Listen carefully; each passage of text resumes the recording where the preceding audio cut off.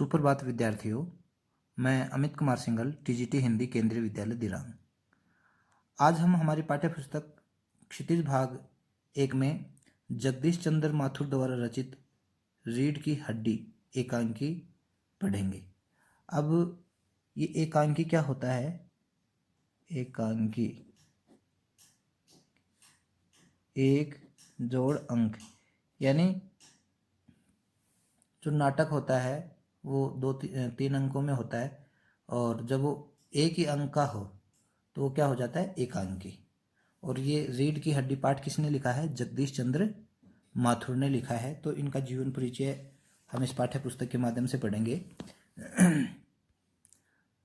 जगदीश चंद्र माथुर का जन्म 1917 में हुआ था। कब हुआ था? 1917 में हुआ था, और 1978 में इनकी मृत्यु हो गई थी। सुप्रसिद्ध नाटककार जगदीश चंद्र माथुर का जन्म खुर्जा उत्तर प्रदेश में हुआ। ये क्या है? सुप्रसिद्ध नाटककार है। उनकी शिक्षा इलाहाबाद विश्वविद्यालय में हुई। जन्म कहाँ हुआ? खुर्जा उत्तर प्रदेश में, और शिक्षा इलाहाबाद विश्वविद्यालय से। बचपन से ही नाटकों में रुचि होने के कारण स्कूल कॉलेज के सांस्कृतिक उत्सवों में नाट्य लेखन, निर्देशन और अभिनय करते रहे। बचपन से ही नाटकों में रुचि होने के कारण स्कूल कॉलेज के सांस्कृतिक उत्सवों में नाट्य लेखन, निर्देशन और अभिनय करते रहे।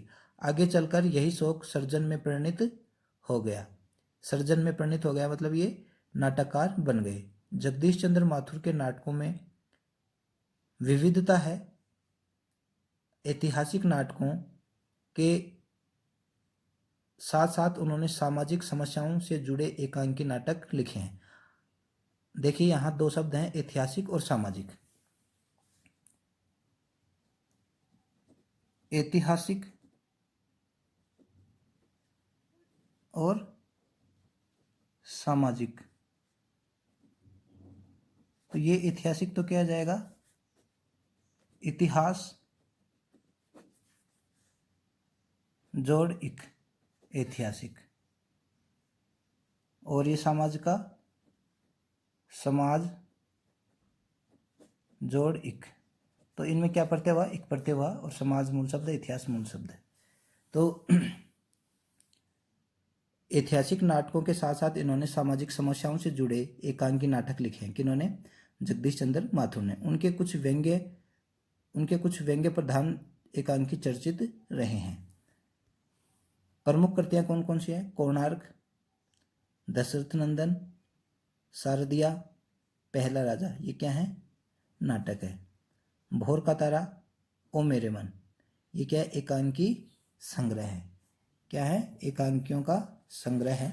तो चलिए हम जगदीश चंद्र माथुर द्वारा रचित रीढ़ की हड्डी एकांकी को आज पढ़ेंगे। तो देखिए, पाठ की शुरुआत करते हैं। मामूली तरह से सजा हुआ एक कमरा, अंदर के दरवाजे आते हुए जिन महाशय की पीठ नजर आ रही है वे अधेड़ उम्र के, अधेड़ यानी आधी उम्र के मालूम होते। एक तख्त को पकड़े पीछे की ओर चलते चलते कमरे में आते हैं। तख्त का दूसरा सिरा उनके नौकर ने पकड़ रखा है। ये उन्होंने दृश्य प्रस्तुत किया है। अब इसके ये पात्र हैं और ये कथोपकथन है। क्या है? पात्र हैं। बाबू, अबे धीरे धीरे चल, अब तख्त को उधर मोड़ दे, इधर बस बस। नौकर, बिछा दूं साहब? बाबू जरा तेज आवाज में, और क्या होगा? महात्मा के यहाँ अक्कल बट रही थी तो तू देर से पहुंचा था क्या? यानी इसका मतलब है बाबू उसे कह रहे हैं कि नौकर में अक्ल नहीं है। क्या? बिछा दूं साहब? और यह पसीना किस लिए बहाया है? नौकर तख्त बिछाता है, ही यानी हंसता है। बाबू, हंसते क्यों हो? अबे हमने भी जवानी में कसरतें की हैं, कलसों से नहाता था लाटों की तरह। यह तख्त क्या चीज़ है? उसे सीधा कर यूं। हाँ बस। और सुन, बहू जी से दरी मांग ला, उसके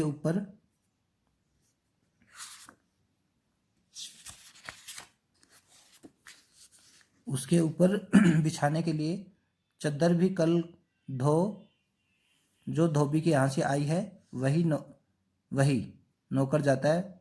बाबू साहब इस बीच में मेजपोश ठीक करते हैं, एक झाड़न से गुलदस्ते को साफ करते हैं और कुर्सियों पर 2-4 हाथ लगाते हैं। सहसा घर की मालकिन प्रेमा आती है। घर की मालकिन का क्या नाम है? प्रेमा। गुंदमी रंग छोटा कद, गंदुमी रंग छोटा रंग, चेहरे और आवाज से जाहिर होता है। जाहिर यानी प्रकट होता है। किसी काम में बहुत व्यस्त है। उनके पीछे पीछे भीगी बिल्ली की तरह नौकर आ रहा था, खाली हाथ। बाबू साहब दोनों तरफ देखने लगते हैं। प्रेमा, मैं कहती हूँ तुम्हें इस वक्त धोती की क्या जरूरत पड़ गई? एक तो वैसे ही जल्दी जल्दी में। रामस्वरूप, धोती?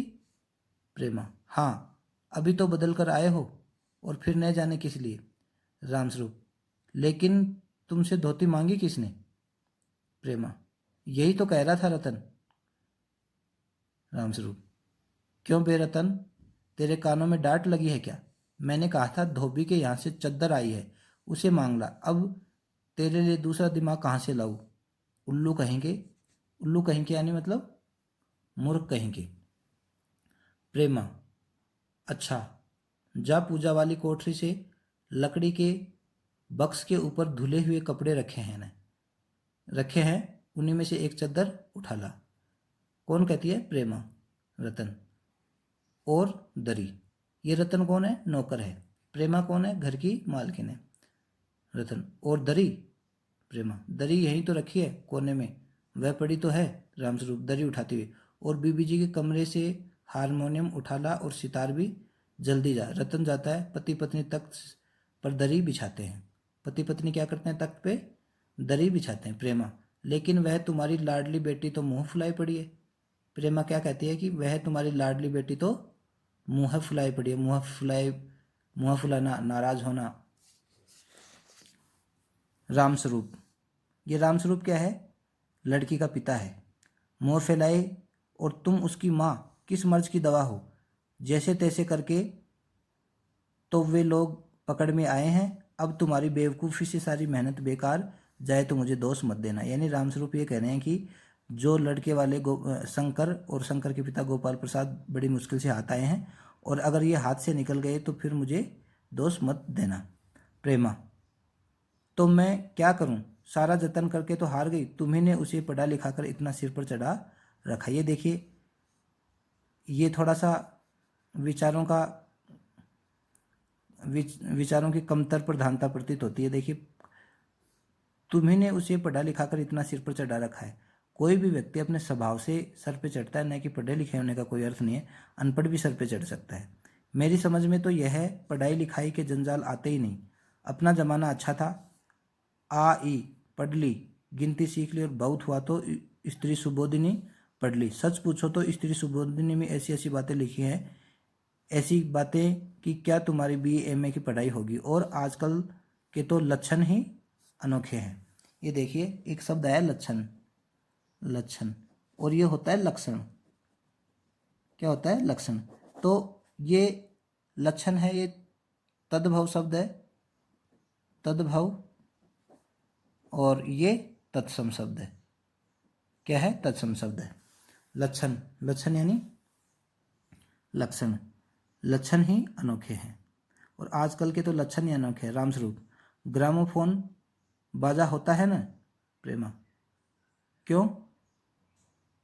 रामस्वरूप, दो तरह का होता है। एक तो आदमी का बनाया हुआ, उसे एक बार चलाकर जब चाहे तब रोक लो, और दूसरा परमात्मा का बनाया हुआ, रिकॉर्ड एक बार चढ़ा दो तो रुकने का नाम नहीं। प्रेमा, हटो भी, ठिठोली ही सूझती है। ठिठोली यानी मजाक। यह तो होता ही नहीं उस अपनी उमा की, यह होता ही नहीं कि उस अपनी उमा को राह पर लाते। अब देर ही कितनी रह गई है उन लोगों के आने में। यानी ये उमा है, ये पढ़ी लिखी है, और उसको शंकर और उसका पिता गोपाल प्रसाद देखने के लिए आ रहे हैं। रामस्वरूप, तो क्या हुआ? प्रेमा, तुम्हें तो कहा था कि जरा ठीक ठाक करके नीचे लाना। आजकल तो लड़की कितनी सुंदर ही हो, बिना टिम टाम के भला कौन पूछता है। प्रेमा क्या कहती है कि लड़की चाहे कितनी भी सुंदर हो, वो थोड़ा फेशियल वगैरह या डेकोरेटिंग अपने चेहरे की नहीं करती, तब तक उन्हें कौन पूछता है। इसी मारे मैंने तो पाउडर वाउडर उसके सामने रखा था, पर उसे तो इन चीज़ों से न जाने जन्म की नफरत है। मेरा कहना था कि आंचल में मुँह लपेटकर लेट गई। भाई मैं आज तुम्हारी इस लड़की से, पर उसे इन चीज़ों से जन्म से ही नफरत है। मेरा कहना था कि आंचल में मुँह लपेट कर लेट गई। भाई बाज आई तुम्हारी इस लड़की से। रामस्वरूप, न जाने कैसा इसका दिमाग है, वरना आजकल की लड़कियों के सहारे तो पाउडर का कारोबार चलता है। ये देखिए, फिर ये व्यंग्य है, सामाजिक व्यंग्य है एक तरह का, कि लड़कियां क्या करती हैं, ज़्यादा पाउडर लगाती हैं। क्या कह रहा है जगदीश चंद्र माथुर? आजकल की लड़कियों के सहारे ही तो पाउडर का कारोबार चलता है। तो विद्यार्थियों, आज हम इस एकांकी को इतना ही पढ़ेंगे और आगे के एकांकी को हम अगले वीडियो में पढ़ेंगे। धन्यवाद।